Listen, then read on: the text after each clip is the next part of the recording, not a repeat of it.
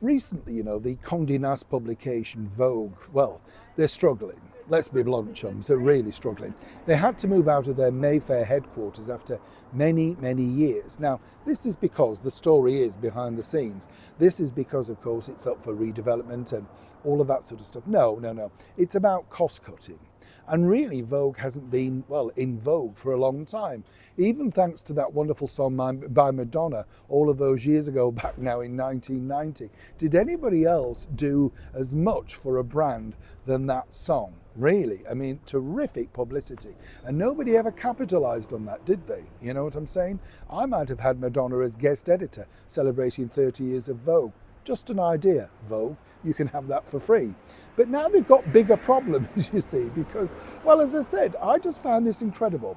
Vogue have, as many things do now, this sort of online series where they go through with certain icons, certain looks and, hairstyles, makeup, all that sort of stuff, handbags, fashion, behind the scenes.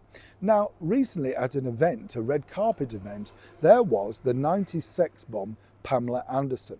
Now, for many people of my generation, we remember Pamela Anderson in Baywatch, right?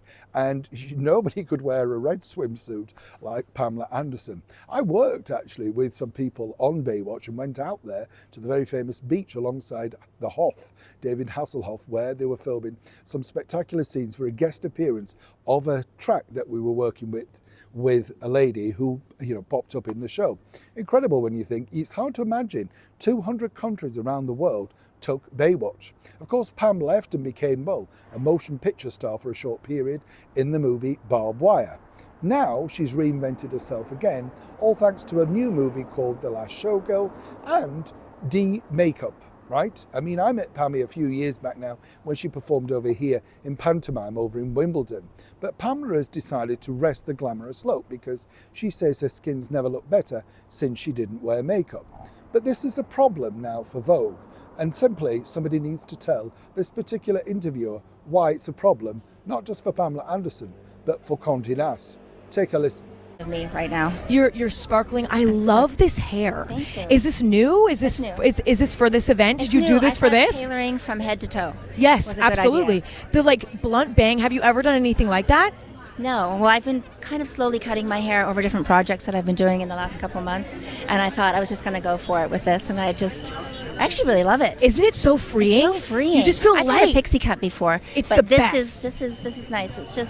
It's freedom, and it's also just nice to be able to be who you want to be. Just do it. Absolutely. Absolute freedom. It looks wonderful, and your you. glam has been so amazing. I mean, you've been known to just no glam, just skincare, and you look so wonderful. And I just think what you've done is so important. Thank Tell you. me about your glam tonight. It's so natural. It's so beautiful. Got a little sparkles on and good skincare, and my skin is so much better now that I haven't been wearing so much makeup. It has changed Right? Yes. completely. Yes. Not that I'm opposed to makeup because I Yes. love glam, but No, but- this version of myself, I'm just not doing so much. Well, the thing is, it's so rare. I feel like we're all just accustomed to doing full glam, and what you've done is so refreshing and so inspiring. And I literally talk about it once a week Oh my to my goodness. friends and to my glam team. I'm like, wait, when can I do a no makeup look? And it's because it's so to be you is so exciting, to be Yeah. fully you in a way, to just To present yourself to the world the way you want to.